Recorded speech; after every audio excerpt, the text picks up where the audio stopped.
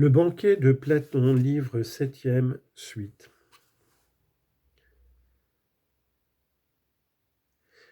En vérité, Palamède, chaque fois qu'il apparaît dans les tragédies, nous présente Agamemnon sous les traits d'un fort plaisant général. Ne prétend-il pas en effet que c'est lui, Palamède, qui, après avoir inventé les nombres, disposa l'armée en ordre de bataille devant Ilion et fit le dénombrement des vaisseaux et tout le reste, comme si avant lui rien de cela n'eût été dénombré, et qu'Agamemnon apparemment ne sut pas combien de pieds il avait, puisqu'il ne savait pas compter. Quel général serait-ce là, à ton avis ? Un général singulier, dit-il, si la chose était vraie. Dès lors, repris-je, nous poserons comme nécessaire aux guerriers la science du calcul et des nombres. Elle lui est tout à fait indispensable s'il veut entendre quelque chose à l'ordonnance d'une armée, ou plutôt s'il veut être homme. Maintenant, demandai-je, fais-tu la même remarque que moi au sujet de cette science ? Laquelle ? Qu'elle pourrait bien être une de ces sciences que nous cherchons et qui conduisent naturellement à la pure intelligence. Mais personne n'en use comme il faudrait, quoiqu'elle soit parfaitement propre à élever jusqu'à l'être. Que veux-tu dire ? Je vais t'expliquer ma pensée. Ce que je distinguerai comme propre ou non à mener au but dont nous parlons, considère-le avec moi, puis donne ou refuse ton assentiment, afin que nous puissions voir plus clairement si la chose est telle que je l'imagine. Montre ce dont il s'agit.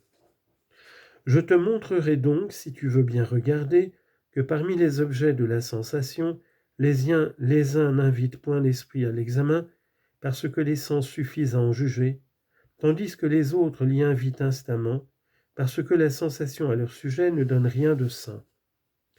Tu parles sans doute des objets vus dans le lointain et des dessins en perspective. Tu n'as pas du tout compris ce que je veux dire. De quoi donc veux-tu parler ? Demanda-t-il.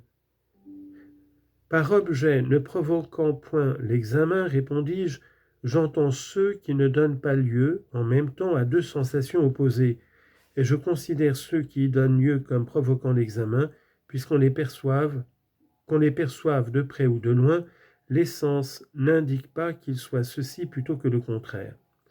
Mais tu comprendras plus clairement ce que je veux dire de la manière suivante. Voici 3 doigts, le pouce, l'index et le majeur. Fort bien, dit-il. Conçois que je les suppose vus de près. Maintenant, fais avec moi cette observation. Laquelle ? Chacun d'eux nous paraît également un doigt. Peu importe à cet égard qu'on le voit au milieu ou à l'extrémité, blanc ou noir, gros ou mince, et ainsi du reste. Dans tous ces cas, l'âme de la plupart des hommes n'est pas obligée de demander à l'entendement ce que c'est qu'un doigt, car la vue ne lui a jamais témoigné en même temps qu'un doigt fût autre chose qu'un doigt. Certes non, dit-il. Il est donc naturel, repris-je, qu'une pareille sensation n'excite ni ne réveille l'entendement. C'est naturel.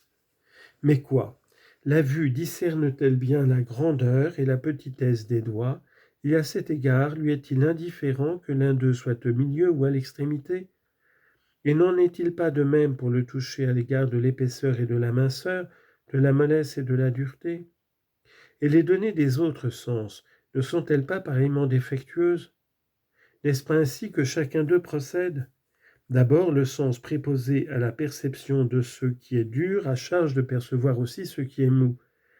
Et il rapporte à l'âme que le même objet lui donne une sensation de dureté et de mollesse. Il en est ainsi. Or, n'est-il pas inévitable qu'en de tels cas, l'âme soit embarrassée et se demande ce que signifie une sensation qui lui présente une même chose comme dure et comme molle ? De même, dans la sensation de la légèreté, dans celle de la lourdeur. Que doit-elle entendre par léger et par lourd si l'une lui signale que le lourd est léger et l'autre que le léger est lourd ? En effet, dit-il, ce sont là d'étranges témoignages pour l'âme et qui réclament l'examen. Il est donc naturel, repris-je, que l'âme, appelant alors à son secours le raisonnement et l'intelligence, tâche de se rendre compte si chacun de ces témoignages porte sur une chose ou sur deux. Sans doute. Et si elle juge que ce sont deux choses, chacune d'elles lui paraît une et distincte de l'autre. Oui. Si donc chacune lui paraît une, et l'une et l'autre d'eux, elle les concevra comme séparées, car si elles n'étaient pas séparées, elle ne les concevrait pas comme étant deux, mais une. C'est exact. La vue aperçut, disons-nous, la grandeur et la petitesse, non point séparées, mais confondues ensemble, n'est-ce pas? Oui. Et pour éclaircir cette confusion, l'entendement est forcé de voir la grandeur et la petitesse non plus confondues, mais séparées, contrairement à ce que faisait la vue. C'est vrai. Or, n'est-ce pas de là que nous vient d'abord la pensée de nous demander ce que peuvent être la grandeur et la petitesse? Si fait. Et c'est de la sorte que nous avons défini l'intelligible et le visible, précisément.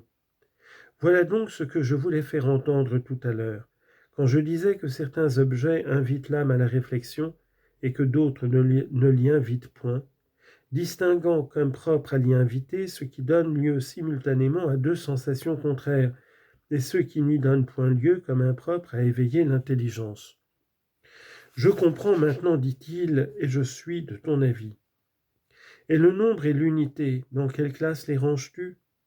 Je ne sais, répondit-il. Eh bien, juge-en d'après ce que nous venons de dire. Si l'unité est perçue en elle-même de façon satisfaisante par la vue ou par quelque autre sens, elle n'attirera pas notre âme vers l'essence, non plus que le doigt dont nous parlions tout à l'heure. Mais si la vue de l'unité offre toujours quelques contradictions, de sorte qu'elle ne paraisse pas plus unité que multiplicité, alors il faudra un juge pour décider. L'âme est forcément embarrassée et réveillant en elle l'entendement, elle est contrainte de faire des recherches et de se demander ce que peut être l'unité en soi. C'est ainsi que la perception de l'unité est de celles qui conduisent et tournent l'âme vers la contemplation de l'être. Certes, dit-il, la vue de l'unité possède ce pouvoir à un très haut degré, car nous voyons la même chose à la fois une et multiple jusqu'à l'infini. Et s'il en est ainsi de l'unité, poursuivis-je, il en est de même de tout nombre? Sans doute. Or, la logistique et l'arithmétique portent tout entière sur le nombre? Certainement. Ce sont par conséquent des sciences propres à conduire à la vérité. Oui, éminemment propres. Elles sont donc, semble-t-il, de celles que nous cherchons, car l'étude en est nécessaire aux guerriers pour ranger une armée, et aux philosophes pour sortir de la sphère du devenir et atteindre l'essence, sans quoi ils ne seraient jamais arithméticiens. C'est vrai, dit-il. Mais notre gardien est à la fois guerrier et philosophe? Sans doute. Il conviendrait donc, Glaucon, de prescrire cette étude par une loi, et de persuader à ceux qui doivent remplir les plus hautes fonctions publiques de se livrer à la science du calcul, non pas superficiellement, mais jusqu'à ce qu'ils arrivent par la pure intelligence à connaître la nature des nombres, et de cultiver cette science non pas pour la faire servir aux ventes et aux achats, comme les négociants et les marchands, mais pour l'appliquer à la guerre et pour faciliter la conversion de l'âme du monde, de la génération vers la vérité et l'essence.